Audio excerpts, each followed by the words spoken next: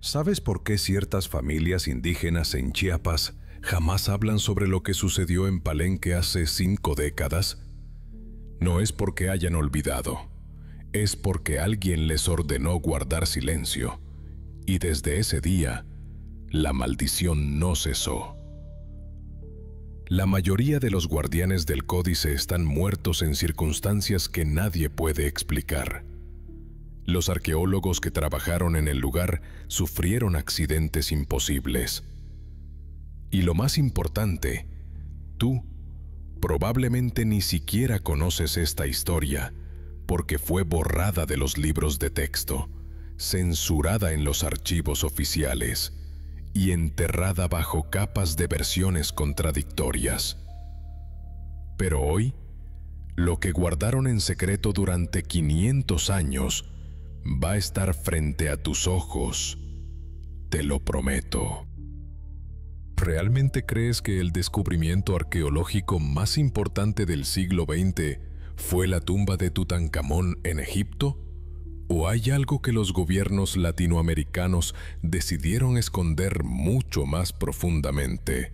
Cuéntame en los comentarios qué piensas.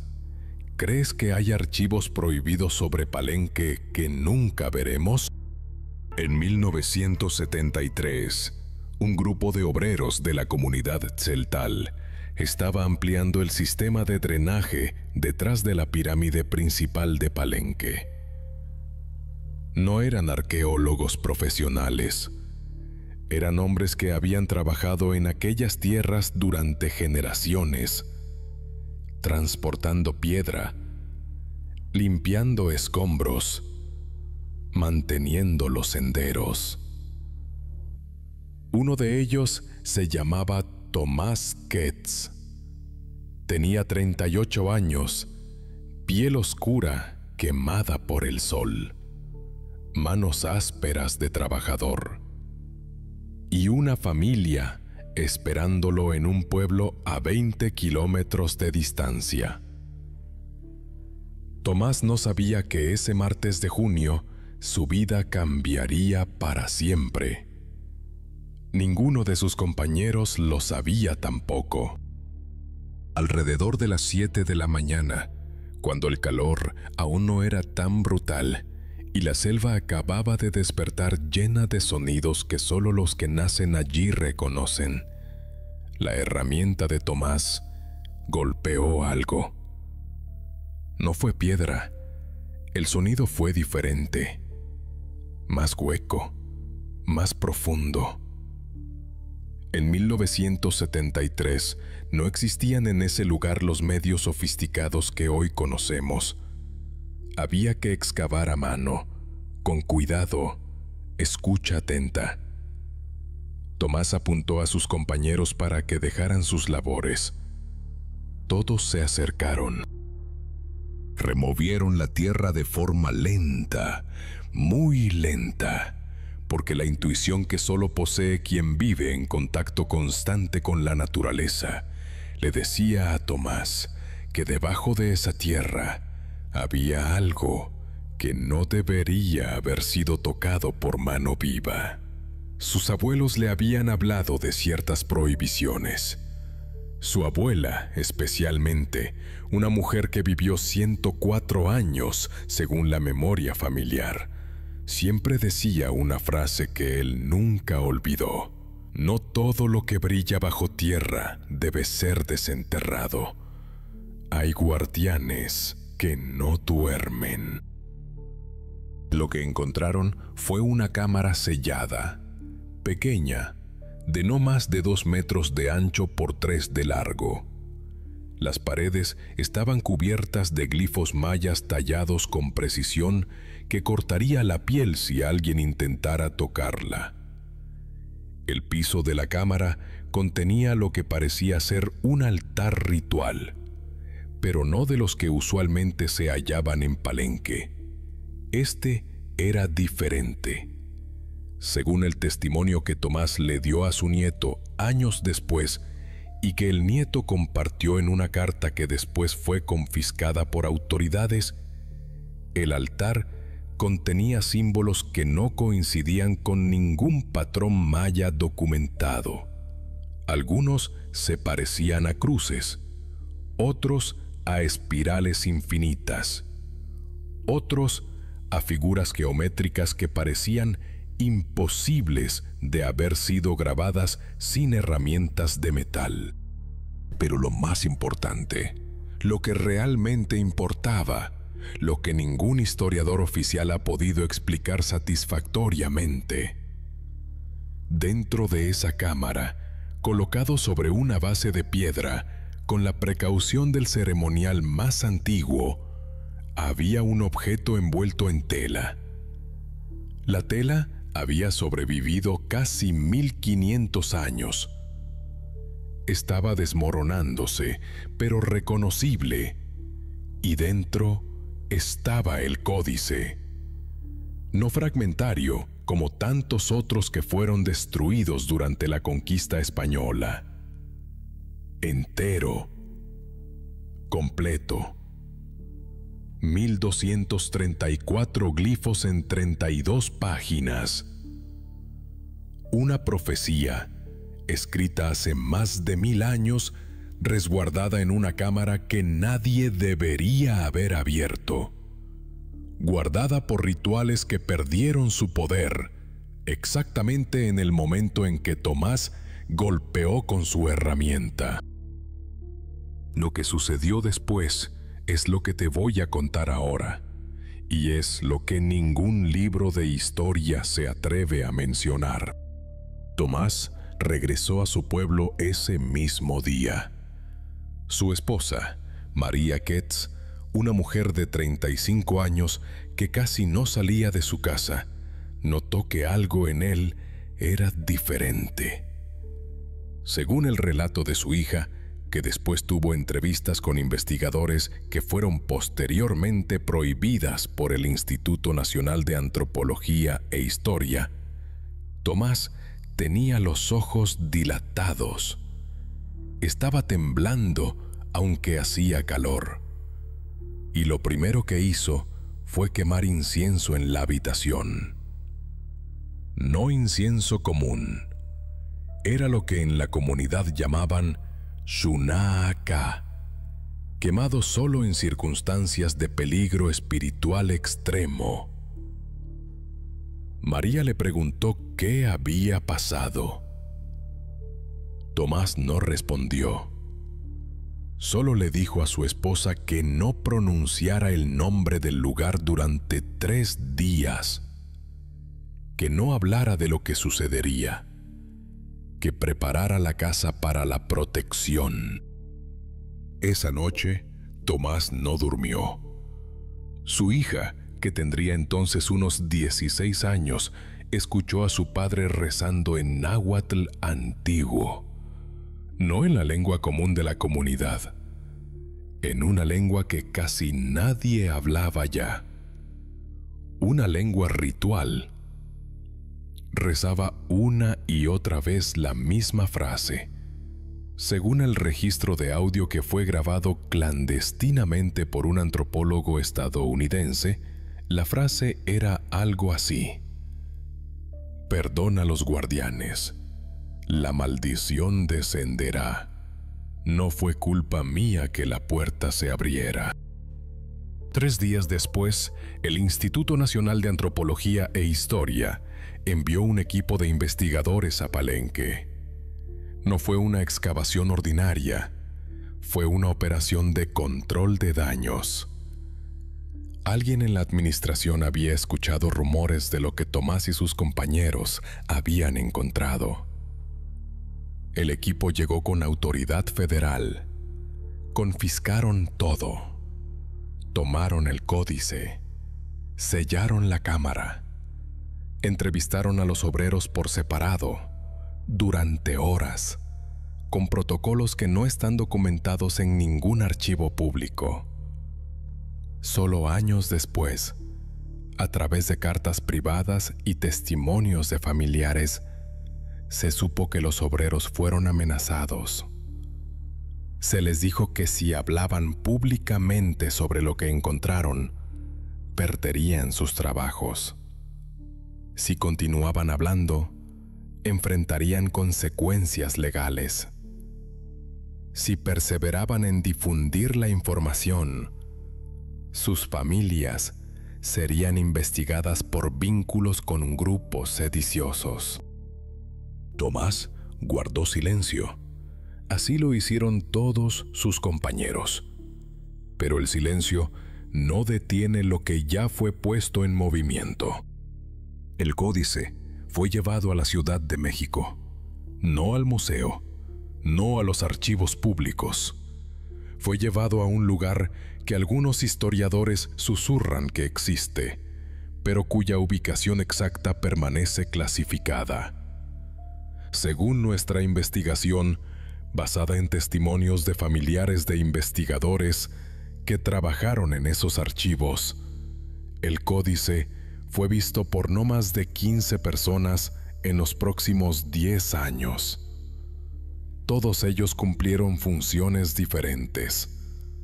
Algunos eran arqueólogos, otros eran funcionarios del INAH. Uno era un sacerdote jesuita especializado en idiomas precolombinos.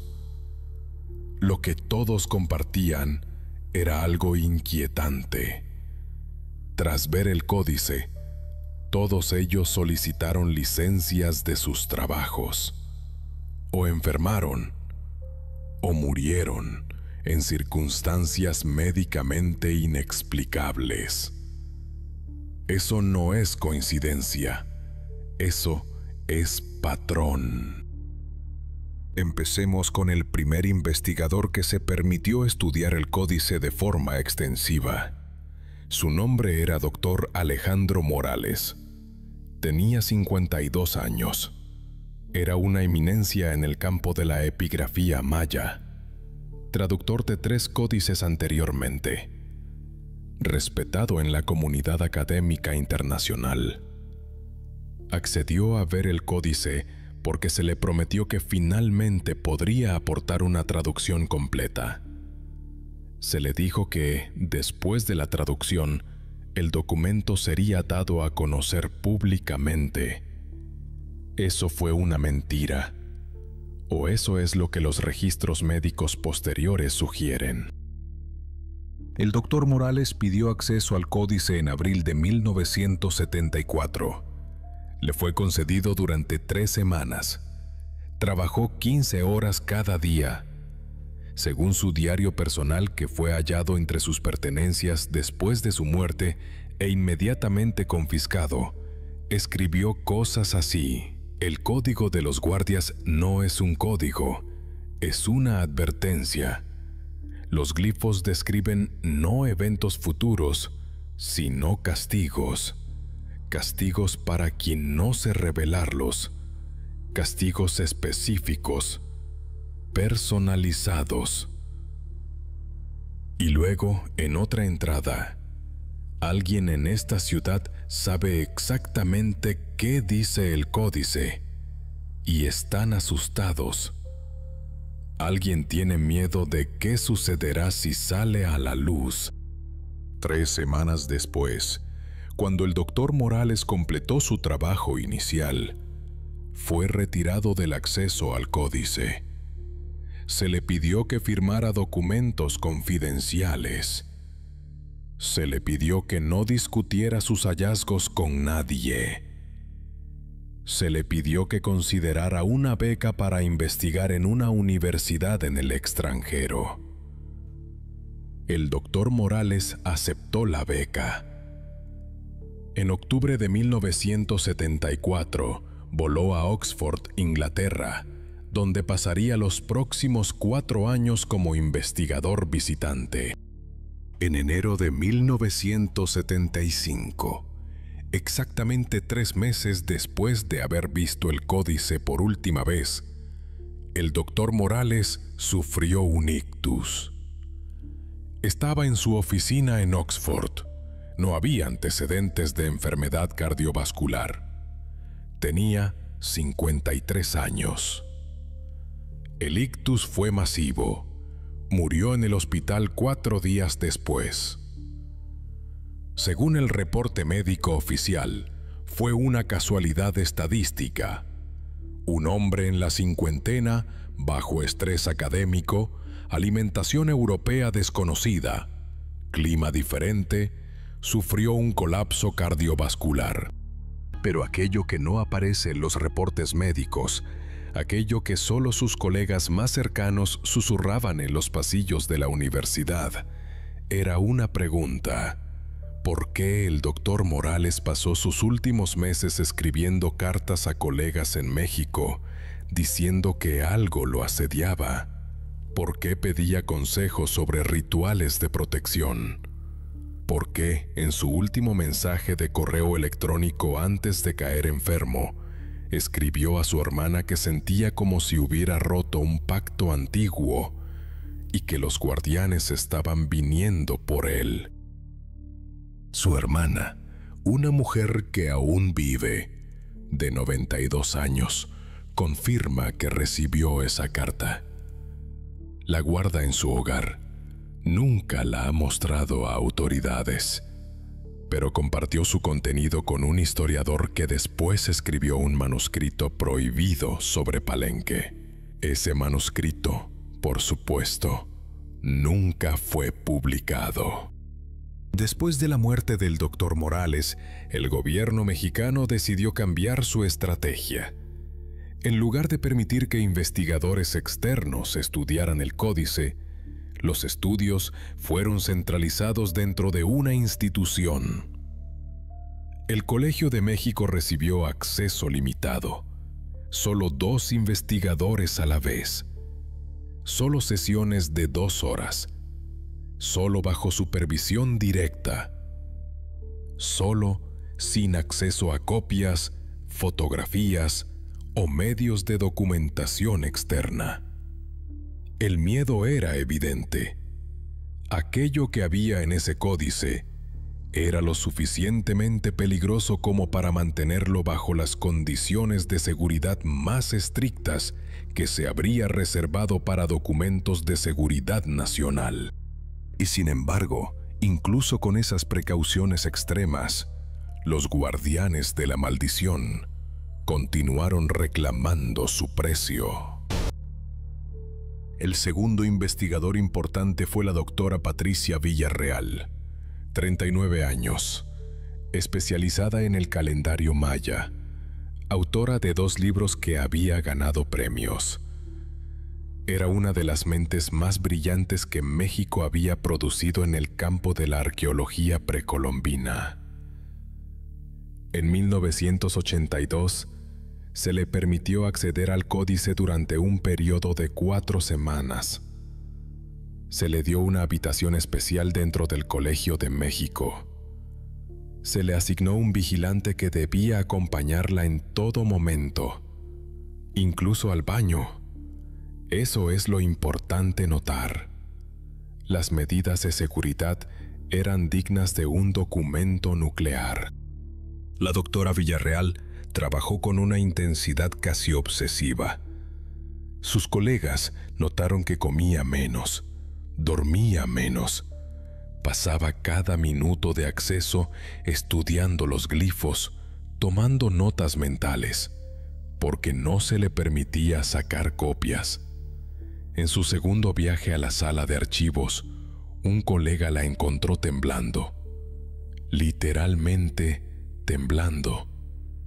Le preguntó qué pasaba.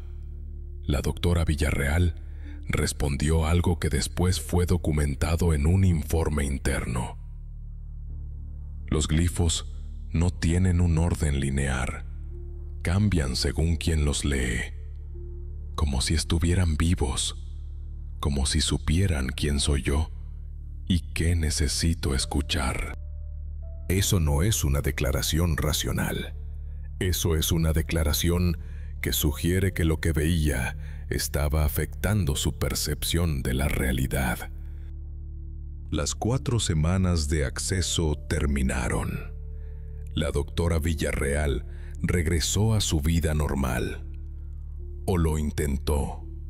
Pero según los relatos de sus compañeros de trabajo, ella ya no era la misma mujer. Se volvió hipocondríaca. Comenzó a hablar sobre sentir presencias. Hablaba de ver sombras en su apartamento que se movían independientemente de cualquier fuente de luz.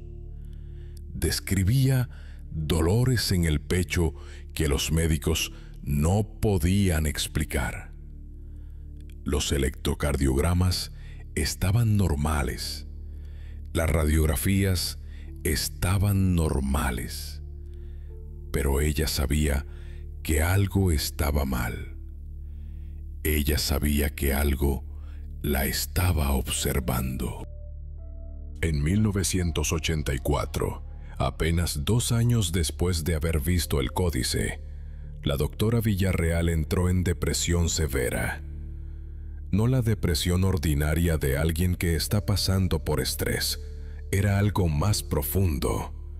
Era una enfermedad neurológica que los psiquiatras mexicanos no podían diagnosticar correctamente. Perdió 30 kilogramos en 6 meses. Dejó de hablar. Sus colegas en el Colegio de México intentaron ayudarla, pero ella rechazaba toda asistencia. En 1985, se suicidó. Se lanzó desde el balcón de su apartamento. Tenía 42 años. El reporte oficial dice que fue depresión, fue presión académica, fue estrés personal. Pero la carta que dejó, que nunca fue publicada oficialmente, decía algo diferente. Según el testimonio de su hermano, quien después compartió fragmentos con investigadores privados, la carta mencionaba algo acerca de haber violado un pacto, de haber leído lo que no debía ser leído, de haber despertado algo que no podía ser vuelto a dormir. Un patrón. Tomás, que se enfermó. El doctor Morales, que murió. La doctora Villarreal, que cayó en la locura. No eran coincidencias aisladas, eran eslabones de una cadena.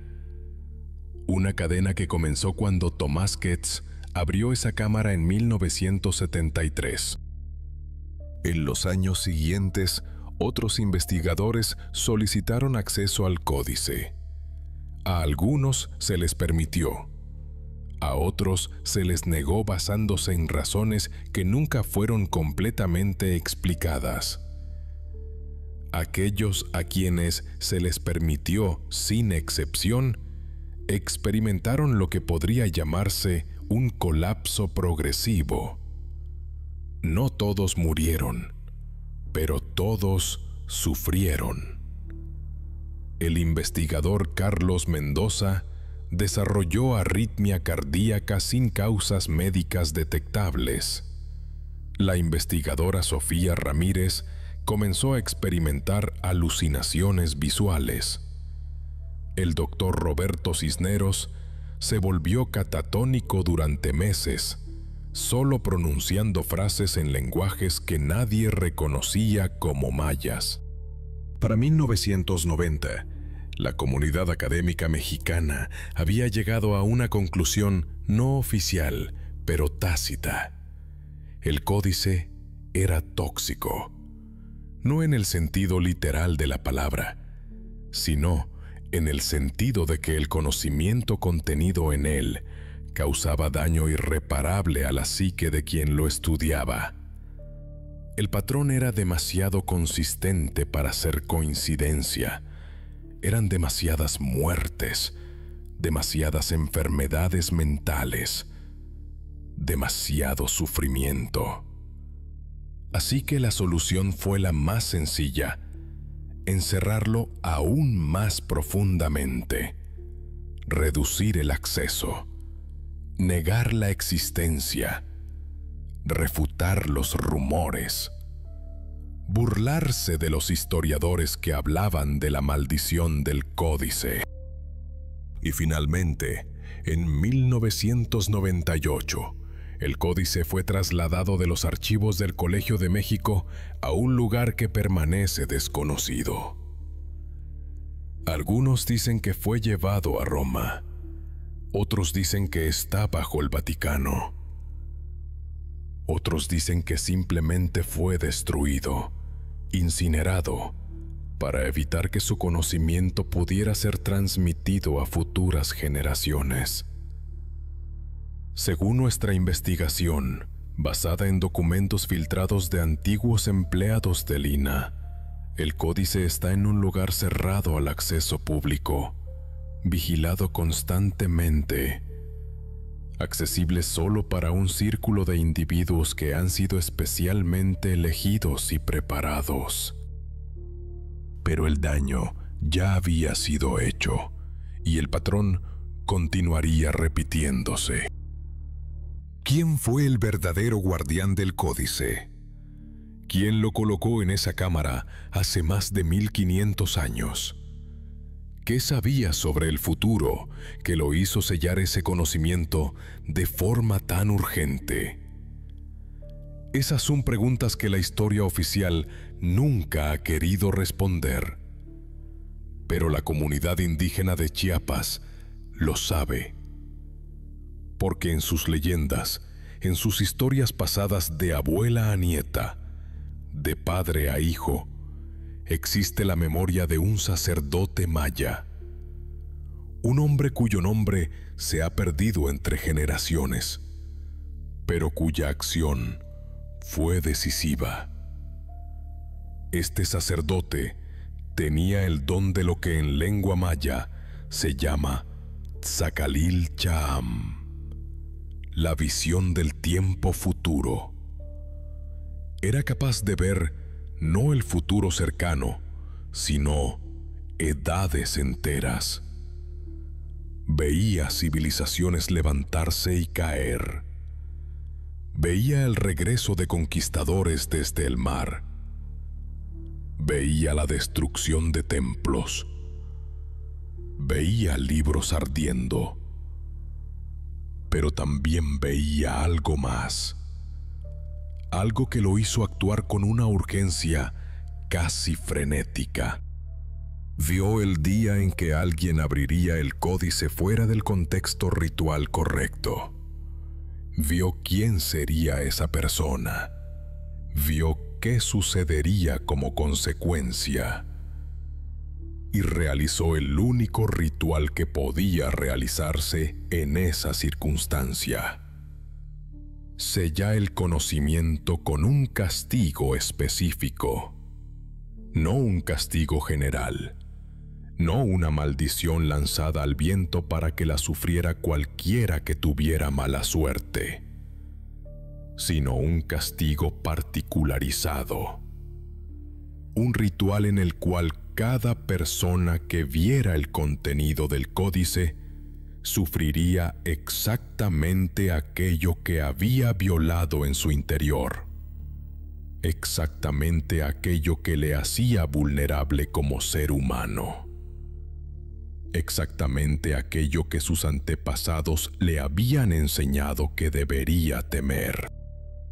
Para Tomás Ketz fue la ruptura del pacto con la tierra, con los antepasados, con los guardianes invisibles. Por eso enfermó. Por eso sus últimos años fueron de sufrimiento psicológico constante. No vivió lo suficiente como para ser reclamado por la maldición completa, pero sus descendientes la heredaron. Según registros de la comunidad indígena, la familia de Tomás experimentó una cadena de tragedias durante 3 generaciones. 3 generaciones. Muertes prematuras, enfermedades mentales, suicidios, accidentes que parecían imposibles. Para el doctor Morales, fue el acto de intentar traducir lo que no debería ser traducido. Por eso su muerte fue repentina. La maldición no le permitió vivir lo suficiente para compartir su conocimiento con el mundo. Un ictus masivo. Una muerte que los médicos no podían explicar. La perfección del castigo residía en su simplicidad. Había violado el pacto. Había intentado revelar lo prohibido. Había sido detenido. Para la doctora Villarreal, fue la arrogancia de creer que podía entender lo que el códice contenía sin preparación espiritual. La maldición la obligó a internalizarlo todo. La obligó a sentir el peso completo de cada glifo. Cada símbolo comenzó a replicarse en su mente. Los guardianes no la mataron. La dejaron viva el tiempo suficiente para que sintiera el peso de su transgresión. Luego, cuando ese peso se volvió insoportable, el suicidio fue liberación. Ese es el mecanismo de la maldición.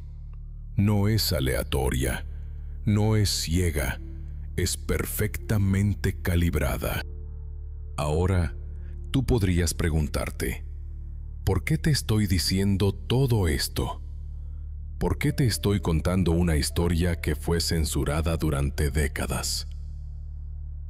La respuesta es que eres parte de una generación diferente. Eres parte de una generación que ya ha accedido a conocimiento prohibido a través de Internet. Eres parte de una generación que ya ha roto los sellos de muchas cámaras antiguas. Y lo que el sacerdote maya escribió en ese códice, la profecía que colocó bajo guardia ritual, tenía una condición específica. No podía ser leída. No podía ser traducida. No podía ser estudiada con la intención de compartirla, pero podía ser contada. La historia podía ser transmitida. La advertencia podía ser compartida. Porque la verdadera propósito del códice nunca fue el conocimiento en sí. Fue la advertencia de que hay cosas que existen, cosas que fueron vistas, cosas que fueron registradas, cosas que fueron ocultadas, porque su revelación completa haría que la estructura de la realidad en la que vivimos se desmoralizara. Y los guardianes de esa verdad, aquellos que fueron asignados hace 1500 años para mantenerla bajo control, todavía están vigilando, todavía están esperando. Y cualquiera que intente nuevamente acceder al códice completo, descubrirá exactamente lo que todos los anteriores descubrieron: que hay límites que simplemente no deben ser cruzados. Thomas Ketz murió en 1992, a la edad de 57 años. Sus últimas palabras, según su nieto, fueron: los guardianes no duermen. Nunca duermen. Lo que sucedió después de la muerte de Thomas Ketz en 1992 fue exactamente lo opuesto a lo que cualquier gobierno racional hubiera esperado. En lugar de que el asunto del códice se hundiera en el olvido, algo completamente inesperado sucedió. El silencio que habían impuesto durante casi 2 décadas comenzó a resquebrajarse. No de forma ruidosa, no de forma visible para los medios de comunicación occidentales, pero dentro de la comunidad académica mexicana, entre los investigadores privados, en las conversaciones susurradas de los antropólogos que sabían demasiado, La verdad comenzó a filtrarse como agua a través de grietas en la roca. Y con esa filtración vino más sufrimiento, más muertes, más evidencia de que los guardianes del códice no habían terminado su trabajo. En 1993, exactamente un año después de la muerte de Tomás, un historiador privado llamado Dr. Felipe Aranda decidió hacer algo que ningún otro académico mexicano se había atrevido a hacer. Decidió escribir un libro, no un artículo académico que pudiera ser censurado fácilmente, no un ensayo que pudiera ser enterrado en una revista especializada. Un libro completo, un libro que reconstruyera la historia del códice basándose en documentos desclasificados, en testimonios de familiares de investigadores fallecidos, en cartas privadas, en diarios no publicados. El doctor Aranda era hombre de 65 años para ese entonces. Tenía una carrera sólida, pero no espectacular.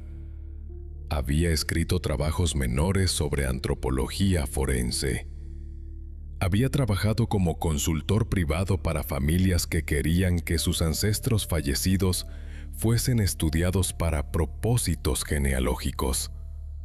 No era un arqueólogo de renombre internacional. No era alguien cuya opinión pudiera ser descartada fácilmente por sus pares académicos. Pero era alguien que, en sus últimos años de vida, decidió que la verdad era más importante que la tranquilidad. Comenzó a entrevistar a personas, primero a los familiares de Tomás Ketz, luego a los colegas del doctor Morales que aún vivían, luego a antiguos empleados del INAH que estaban jubilados y podían hablar sin temor a represalias económicas, luego a miembros de la comunidad indígena de Palenque que guardaban historias orales sobre lo que sucedió en 1973. El doctor Aranda pasó 3 años en esta investigación obsesiva. Según sus notas personales, que después fueron compartidas con historiadores interesados, él sabía exactamente lo que estaba haciendo. Sabía que estaba cruzando una línea. Sabía que estaba violando un pacto no escrito entre los académicos mexicanos de no hablar públicamente sobre el códice. Pero escribió de todas formas. El manuscrito fue completado en 1996. Se titulaba Los guardianes de Palenque, la historia censurada del códice perdido. Era un trabajo de investigación exhaustivo. 300 páginas, más de 500 fuentes citadas, testimonios de 24 personas diferentes, fotografías de documentos originales, recreaciones de lo que probablemente contenía el códice basándose en fragmentos de otros códices mayas y en simbolismos comunes. El doctor Aranda llevó el manuscrito a 3 editoriales importantes en México. Las 3 lo rechazaron, no formalmente, no con una carta que dijera ¿por qué? Simplemente, los editores dijeron que tenían otros proyectos más rentables, que el tema del códice de Palenque era demasiado especializado para el mercado general, que había preocupaciones legales, sin especificar, sobre la publicación de ciertos materiales clasificados. Una editorial independiente en Guadalajara accedió a publicarlo, pero no antes de que funcionarios del INAH visitaran personalmente al editor. Según el testimonio del editor, que fue grabado en una entrevista clandestina. Los funcionarios fueron claros. No dijeron que no publicara el libro. No tenían esa autoridad. Pero hicieron entender que, si el libro era publicado, habría consecuencias. Para el editor, para la editorial, tal vez incluso para el doctor Aranda. Las consecuencias no fueron especificadas, pero fueron comunicadas con la claridad suficiente. El editor decidió no publicar. El doctor Aranda sorprendentemente no desistió. Decidió autopublicar. Consiguió copias impresas mediante una imprenta pequeña. Imprimió 1000 ejemplares. Comenzó a distribuirlos personalmente. Vendía copias a través de correspondencia. Las regalaba a amigos. Las dejaba en librerías independientes para que otros las encontraran. No era una distribución amplia, pero era suficiente. Dentro de 2 años, casi todas las 1000 copias habían sido diseminadas. Y la información comenzó a circular. Aquí es donde la historia toma un giro particular.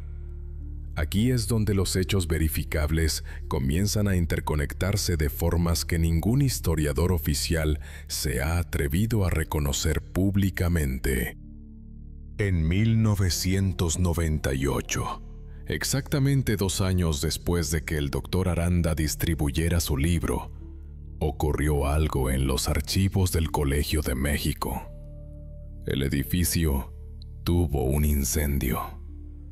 Un incendio que, según los reportes oficiales, comenzó en la sala de archivos. Un incendio que, según los reportes, fue accidental. Quizás un cortocircuito eléctrico. Quizás una vela ceremonial que fue olvidada por alguien que trabajaba de noche. Quizás un acto de negligencia de parte de los guardias de seguridad que no revisaron el área correctamente. El incendio fue contenido rápidamente. Solo la mitad de la ala noreste fue destruida.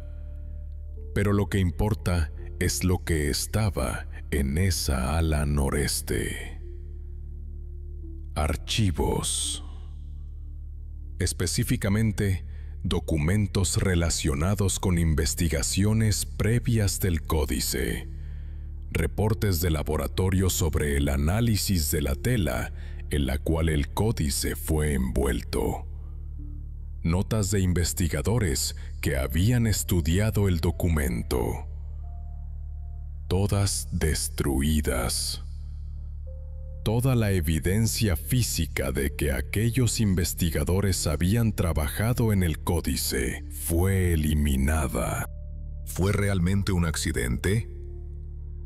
La pregunta es válida, porque existe una firma documental de que, 3 semanas antes del incendio, un funcionario del INAH de alto rango visitó el Colegio de México y solicitó específicamente que los archivos relacionados con el códice fueran consolidados en una sola área. Para facilitar el acceso, según nuestra investigación, basada en memorandos internos que fueron filtrados, la consolidación fue completada exactamente en la ubicación donde el incendio ocurrió posteriormente. ¿Coincidencia? Quizás, pero la coincidencia es demasiado perfecta.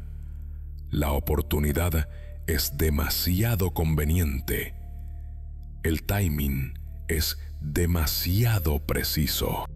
3 meses después del incendio, el doctor Aranda fue detenido. No por autoridades federales.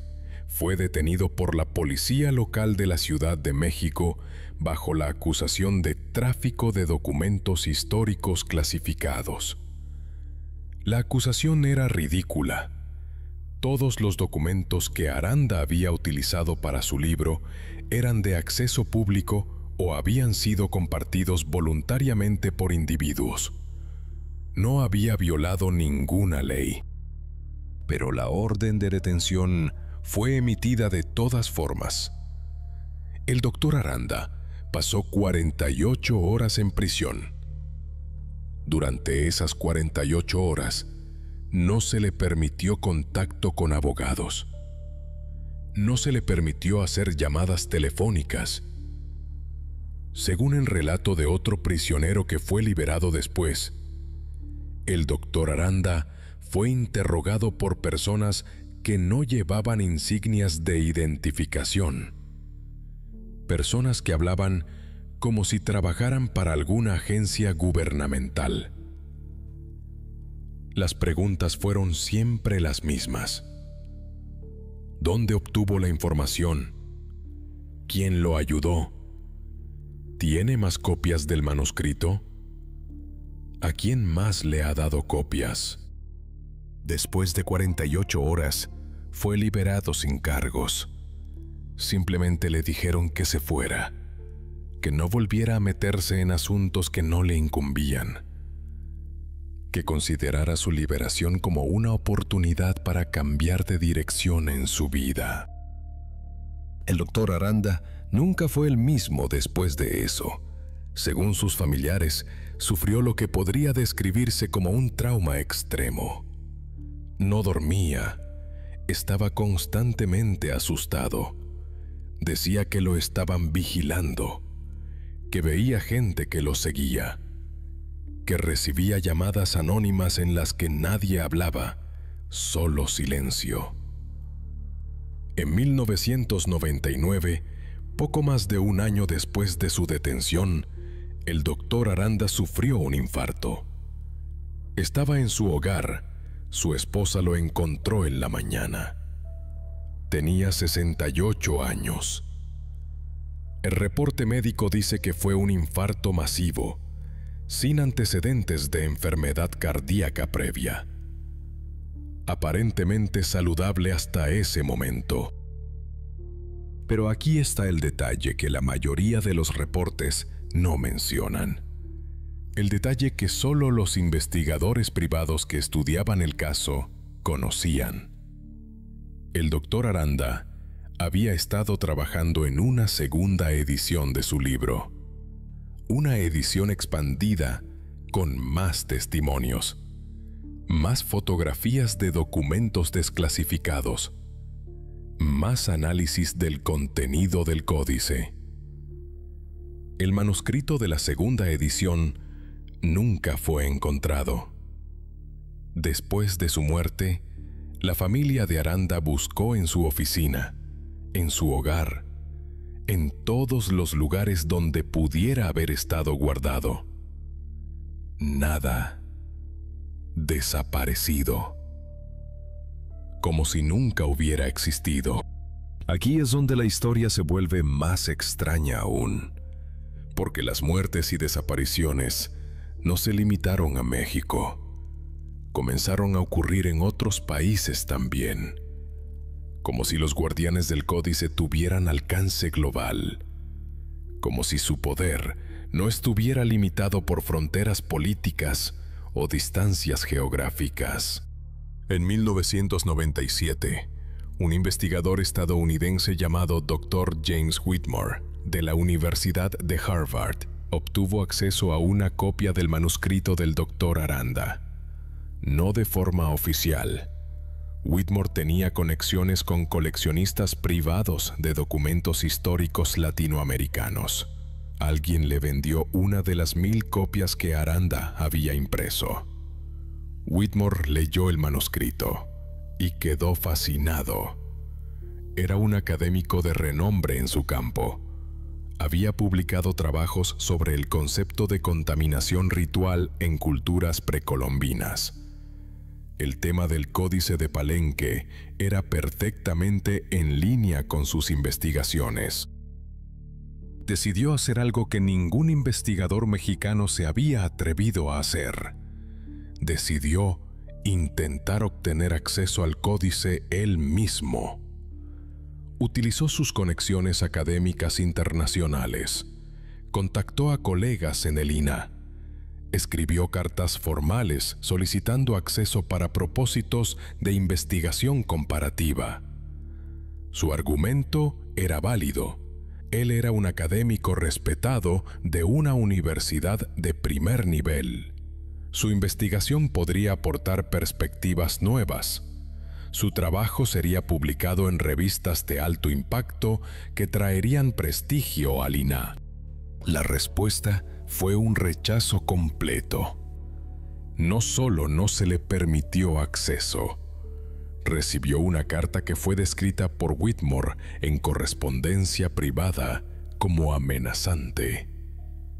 La carta, según su contenido filtrado, sugería que si Whitmore continuaba buscando acceso al códice, habría consecuencias no especificadas, que la comunidad académica internacional podría tomar represalias contra su carrera, que sus publicaciones futuras podrían ser desacreditadas, que colaboradores suyos podrían sufrir retrasos en sus carreras académicas.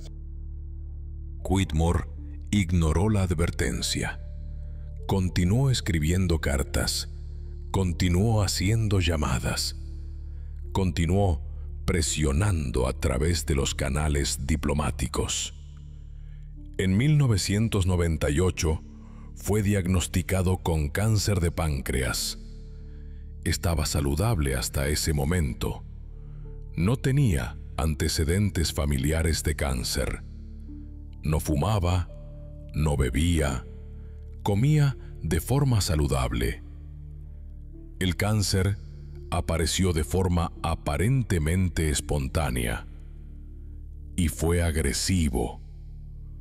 Murió en 2 años. Tenía 54 años cuando fue diagnosticado, 56 cuando murió. Durante sus últimos meses de vida, Whitmore escribió un diario. Ese diario fue encontrado después de su muerte por su asistente personal. En él, escribía cosas que sugieren que su pensamiento se estaba alterando bajo la enfermedad. O bajo algo más. Escribía sobre sueños extraños. Escribía sobre una presencia que sentía en su habitación durante la noche. Escribía sobre voces que le susurraban en lengua antigua. Escribía sobre un miedo abrumador de que algo lo estaba extrayendo. Como si alguien estuviera sacando algo de su cuerpo mientras dormía. El asistente de Whitmore compartió estos extractos con historiadores, con advertencias de confidencialidad. El contenido de ese diario sugiere que Whitmore no solo estaba padeciendo los síntomas físicos del cáncer, sugiere que estaba experimentando algo más profundo, algo mental, algo espiritual, algo que ningún oncólogo podía tratar. En 2001, un historiador alemán llamado Dr. Klaus Bauer visitó México. Su propósito era estudiar los estilos arquitectónicos de Palenque y sus conexiones con tradiciones constructivas mayas. Era un trabajo completamente académico, nada relacionado directamente con el códice, pero Bauer había leído sobre el tema. Había leído partes del manuscrito del Dr. Aranda que habían sido digitalizadas e intercambiadas entre académicos a través de sistemas de compartición de archivos primitivos de Internet. Bauer estaba curioso. Fue a Palenque mismo. Realizó entrevistas con miembros de la comunidad local. Preguntó sobre la leyenda del códice. Preguntó sobre Tomás Ketz. Preguntó sobre el hallazgo de 1973. Los ancianos de la comunidad hablaron con él, lo advirtieron, le dijeron que había cosas que no debería saber. Le dijeron que sus antepasados habían hecho promesas a los guardianes del códice, que esas promesas aún eran vinculantes, que si continuaba buscando información, sufriría. Bauer era un académico escéptico. No creía en maldiciones, no creía en guardianes invisibles. Continuó con sus investigaciones. 3 meses después de regresar a Alemania, comenzó a experimentar síntomas neurológicos extraños, alucinaciones visuales, paranoia, pérdida de memoria. Los médicos alemanes lo diagnosticaron con esquizofrenia de aparición tardía. Estaba en la cúspide de los 60 años cuando fue diagnosticado, sin antecedentes previos de enfermedad mental. Ningún factor de riesgo conocido, pero los síntomas eran severos. Bauer fue internado en una institución psiquiátrica. Continúa hospitalizado hasta hoy. Según sus comunicaciones limitadas con colegas, todavía cree que fue infectado por algo mientras estaba en Palenque. Algo que cambió su biología mental.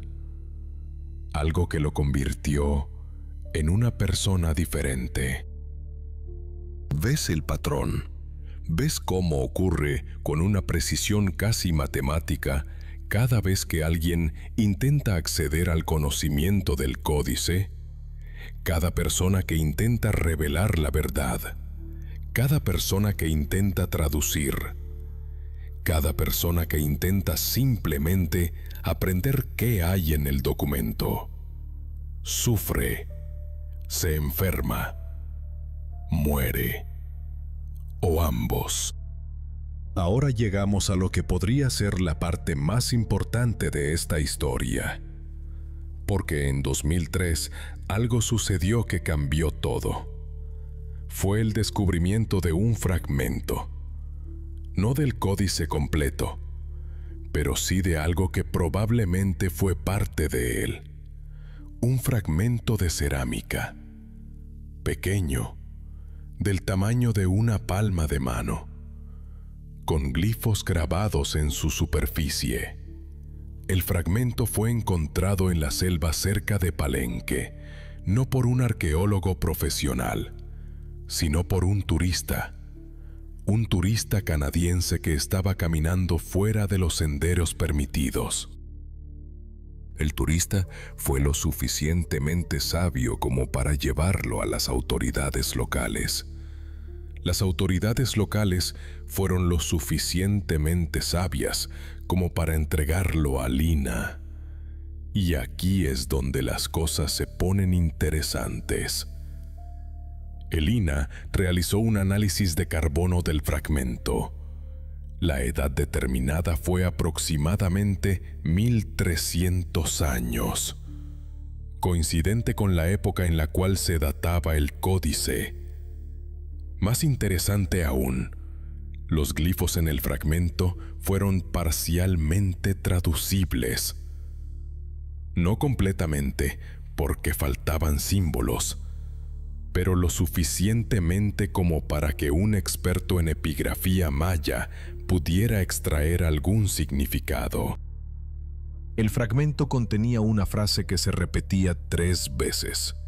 La frase, cuando fue traducida por un doctor mexicano especializado en idiomas precolombinos, sugería algo como esto: los que leen seguirán viendo, los que ven sufrirán, los que sufren entenderán, los que entienden no vivirán. Según nuestra investigación, esta frase fue vertida posteriormente en contextos rituales. Se cree que es parte de una maldición ritual específica, una maldición que fue colocada en el códice exactamente con este propósito, para prevenir que su contenido fuera revelado. para proteger a los guardianes, para mantener la verdad enterrada. El fragmento desapareció después de su análisis. El doctor que realizó la traducción, curiosamente, solicitó una licencia sabática meses después. Según su familia, estaba experimentando depresión severa. Estaba escribiendo notas sobre la presencia de voces en su cabeza que lo instaban a traducir códices adicionales, a revelar más secretos, como si algo dentro de él estuviera siendo utilizado contra su voluntad. Pero aquí está lo que realmente importa, lo que realmente cambia todo, lo que hace que esta historia sea más que solo leyenda metropolitana. En 2016, 13 años después del hallazgo del fragmento, un historiador chileno llamado Dr. Ricardo Vázquez publicó un artículo académico, no en una revista importante, no donde pudiera ser ampliamente citado. Lo publicó en una revista de pequeño alcance, de acceso limitado, que estaba dirigida principalmente a académicos latinoamericanos especializados en temas esotéricos. En ese artículo, Vázquez presentaba un análisis comparativo.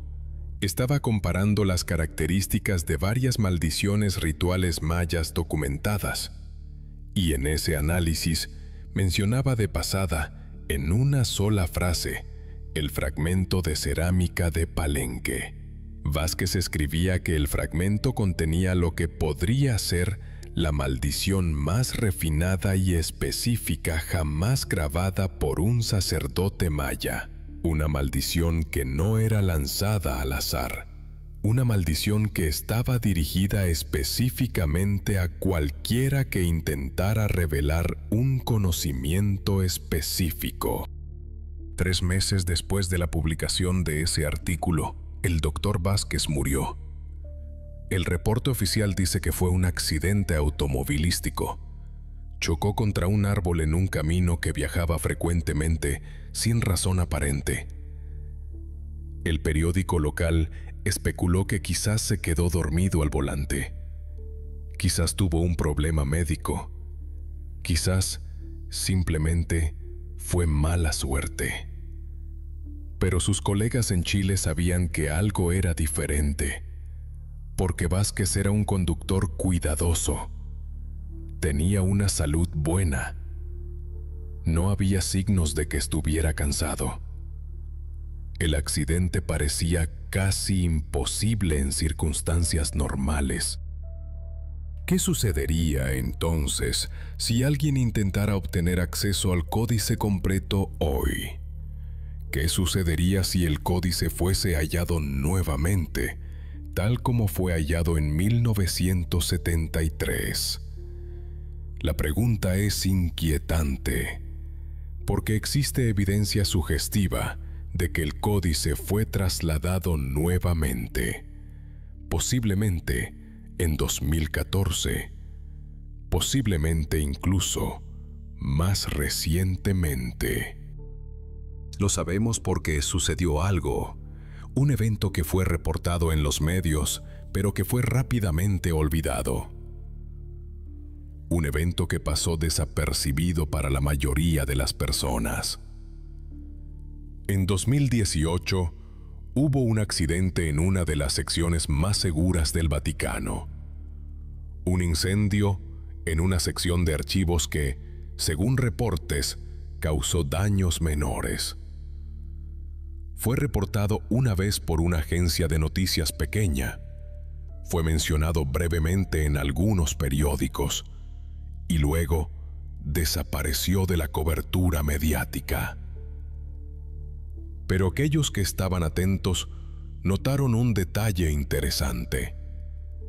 La sección del Vaticano donde ocurrió el incendio era conocida por contener documentos de civilizaciones precolombinas. Documentos que habían sido confiscados por la Iglesia Católica durante la conquista. Documentos que supuestamente habían sido perdidos hace siglos, pero que existían guardados en las cámaras del Vaticano. ¿Estaba el Códice de Palenque en esa sección? ¿Fue trasladado de México a Roma en algún momento entre 1998 y 2016? La evidencia es circunstancial, pero la evidencia existe. Existe en forma de documentos diplomáticos interceptados. Existe en forma de registros de transporte clasificados que fueron parcialmente desclasificados. Existe en forma de testimonios de empleados del Vaticano que decidieron hablar con investigadores privados bajo promesa de anonimato. Ahora, la pregunta que probablemente te estás haciendo es: ¿por qué te estoy contando todo esto? ¿Por qué estoy revelando información que supuestamente está siendo ocultada tan cuidadosamente que las personas que la descubren mueren o se enferman? ¿No estoy violando el pacto? ¿No me voy a sufrir las consecuencias? La respuesta es complicada y requiere que entiendas algo sobre la naturaleza de la maldición. La maldición no está dirigida a la transmisión de historias. La maldición está dirigida a la traducción del códice mismo. Está dirigida a aquellos que intentan revelar el conocimiento específico contenido en el códice. El conocimiento que el sacerdote maya selló hace 1500 años. El conocimiento que estaba tan peligroso que prefirió que fuera protegido bajo una maldición ritual. La maldición no tiene poder sobre quienes transmiten la advertencia. Solo tiene poder sobre quienes intenta obtener acceso al conocimiento prohibido mismo. Esto es una advertencia. Esto es una historia. Esto es el relato de lo que sucedió, pero no es el conocimiento, porque el conocimiento real, permanece enterrado, permanece sellado, permanece guardado por los guardianes que fueron asignados hace 1500 años. Pero aquí está lo crucial, aquí está lo que nadie te ha dicho. El fragmento que fue hallado en 2003 contenía solo una parte de la maldición, una parte de la advertencia. Los glifos eran incompletos. Alguien, hace 1500 años, selló el códice, y para asegurar que permaneciera sellado, colocó el fragmento en un lugar donde sería encontrado eventualmente, donde sería traducido parcialmente, donde la advertencia podría ser transmitida. El fragmento era un mensaje desde el pasado, un mensaje que decía: el conocimiento fue protegido, cualquiera que lo busque sufrirá, pero también el conocimiento existe y algún día alguien intentará acceder a él nuevamente. La pregunta no es si el códice existe. Existe. Toda la evidencia circunstancial lo confirma. La pregunta es: ¿cuándo será abierto nuevamente? Y cuando sea abierto, ¿qué sucederá? ¿Quién tendrá el coraje de buscar lo que fue tan cuidadosamente ocultado? ¿Quién estará dispuesto a pagar el precio? Thomas Ketz pagó el precio con su salud mental y su muerte prematura. El doctor Alejandro Morales pagó el precio con un ictus masivo. La doctora Patricia Villarreal pagó el precio con la locura y el suicidio. El doctor Felipe Aranda pagó el precio con un infarto. El doctor James Whitmore pagó el precio con el cáncer. El doctor Klaus Bauer está pagando el precio con la esquizofrenia permanente. El doctor Ricardo Vázquez pagó el precio con su vida. ¿Cuál será el siguiente precio? ¿Quién será el próximo guardián que será reclamado? En 2020, un evento ocurrió en el Vaticano que fue aún menos reportado que el incendio de 2018. Fue un evento que ni siquiera fue reportado públicamente, pero fue compartido en círculos cerrados de investigadores. Fue compartido en foros privados en Internet. Fue compartido en susurros y en conversaciones con las luces apagadas. Lo que sucedió fue esto. Un funcionario del Vaticano, un monasterio que trabajaba en los archivos clasificados, fue encontrado en su celda. Había estado rezando toda la noche. Cuando lo encontraron por la mañana, estaba vivo, pero catalónico. No hablaba, no respondía. Sus ojos estaban abiertos, pero no veían. Su cuerpo estaba respondiendo a estímulos básicos, pero su mente estaba en otro lugar. Un lugar que los médicos del Vaticano no podían alcanzar. Según el relato de otro monje que fue interrogado, antes de caer en estado catalónico, el funcionario había estado estudiando el códice. Había estado intentando comprenderlo. Había estado rezando para que su mente fuera protegida del conocimiento que contenía. Pero su mente no fue protegida. Su mente fue invadida. Su mente fue utilizada. O eso es lo que sugieren los registros médicos posteriores que fueron filtrados a través de redes de investigadores privados. Ahora llegamos al final de esta historia. O al menos al final de lo que puede ser dicho, al final de lo que es seguro revelar, porque existe un último elemento, un último detalle, un último nudo en la cadena de eventos que conectan todo esto. En 2024, hace apenas meses, un periodista investigativo mexicano comenzó a hacer preguntas. Comenzó a buscar archivos desclasificados. Comenzó a entrevistar a familiares de investigadores fallecidos. Comenzó a reconstruir la historia del códice. Este periodista, cuyo nombre no puede ser revelado por razones de seguridad, ha sido enviando correos a historiadores de confianza. Correos que contienen fragmentos de la historia. Correos que contienen ubicaciones donde se cree que el códice podría estar. Correos que contienen advertencias. Pero también algo más. Según el contenido filtrado de estos correos, el periodista ha experimentado síntomas. Ha comenzado a sentir presencias. Ha comenzado a escuchar voces. Ha comenzado a tener sueños en los que ve símbolos y glifos que no puede identificar. Ha comenzado a escribir frases en lengua maya que no aprendió.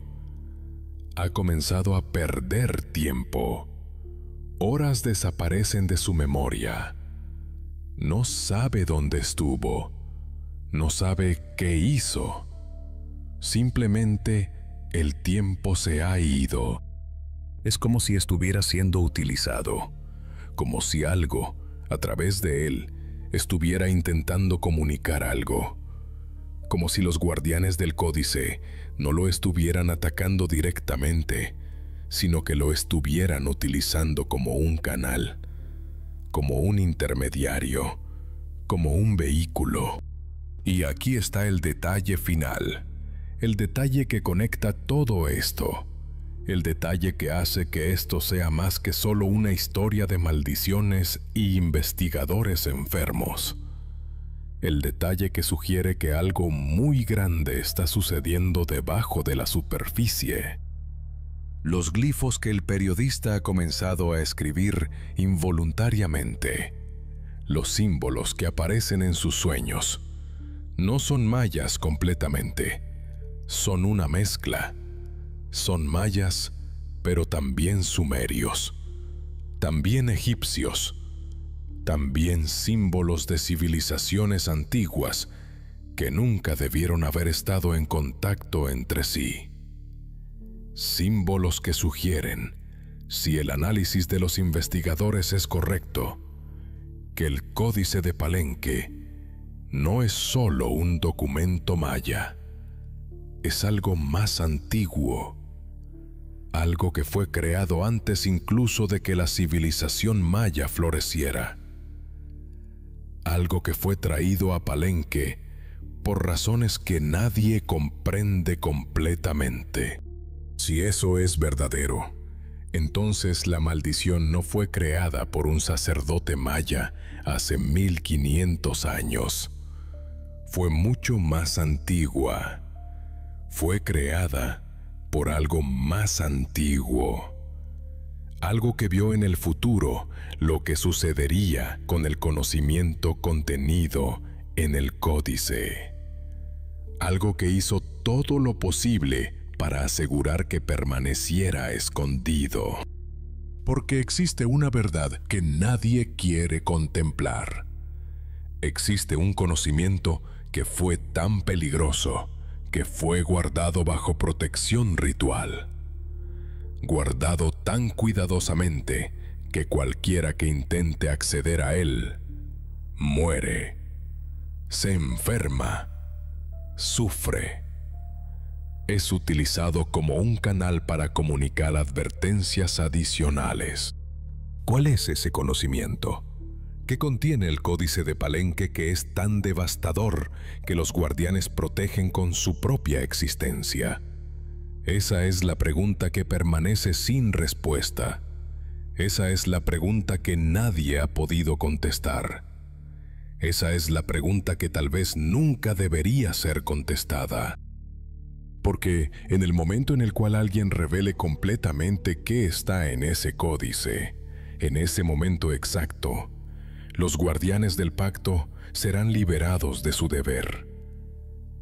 Y lo que suceda después, lo que sea liberado, lo que sea despertado, será algo que ninguna persona viva desearía presenciar. Tomás Ketz lo sabía. Sus últimas palabras fueron una advertencia. Los guardianes no duermen, nunca duermen.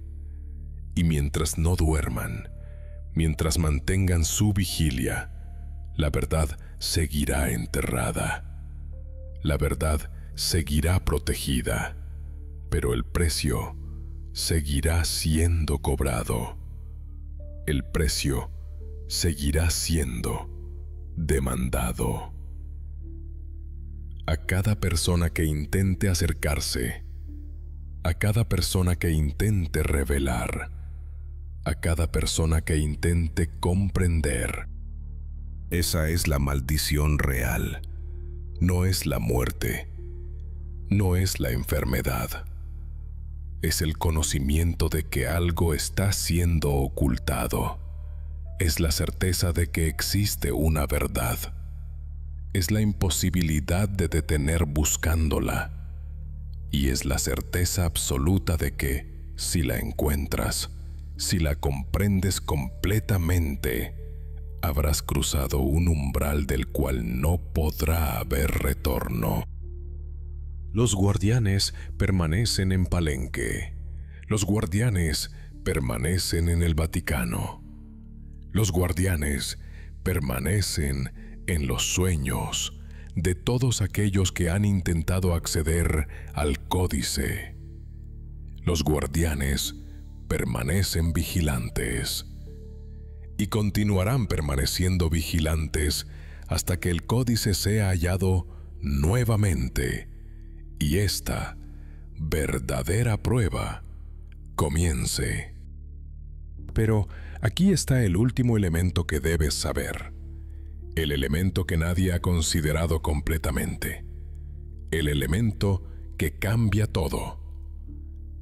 Existe una tradición entre los guardianes del códice, una tradición que se remonta miles de años. La tradición es esta: cada 1100 años, el códice es trasladado.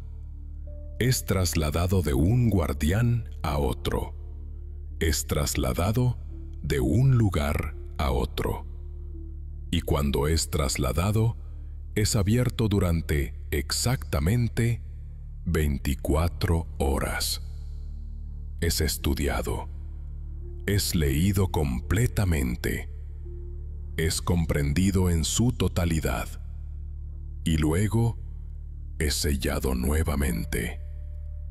Este proceso, según la tradición, asegura que el conocimiento nunca sea completamente perdido, pero también asegura que nadie pueda retenerlo, porque la apertura es siempre temporal. La apertura es siempre ritual. La apertura es siempre mortal para quien la realiza. El códice fue abierto por última vez hace 1100 años. Fue abierto en 1924. En el año 1924, según los registros fragmentarios de la comunidad maya, un guardián del códice en Palenque realizó el ritual de apertura. Lo abrió, lo estudió, lo comprendió y luego murió.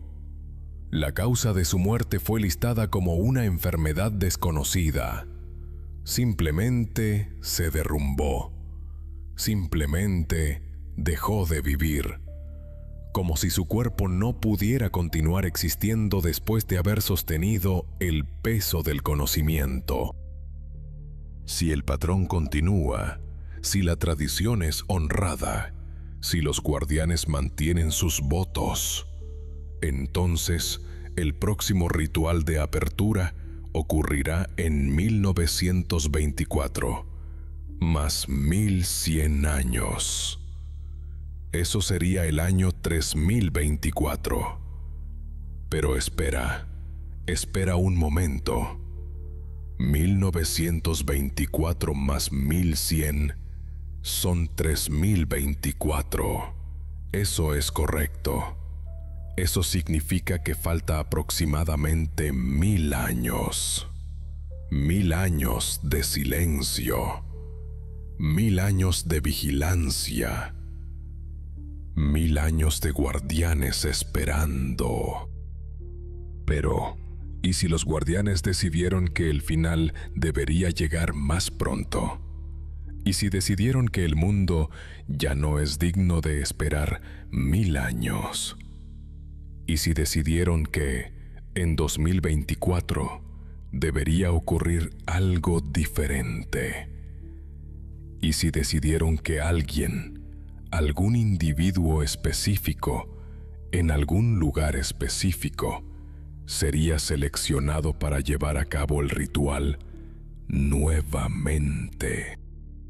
El periodista mexicano que estamos mencionando, el que ha comenzado a escribir glifos que no comprende, el que ha comenzado a perder tiempo, el que ha comenzado a ser un canal.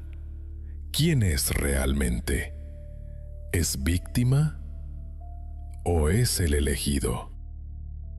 Esas preguntas al final permanecen sin respuesta, porque en el momento en el cual fueran respondidas, el conocimiento contenido en el códice sería revelado y los guardianes serían liberados, y lo que fue profetizado hace 1500 años comenzaría.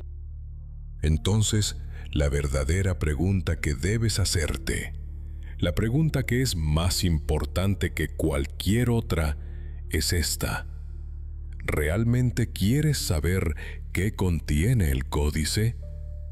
¿Realmente quieres que alguien lo abra? ¿Estás completamente seguro de que el mundo está listo para eso?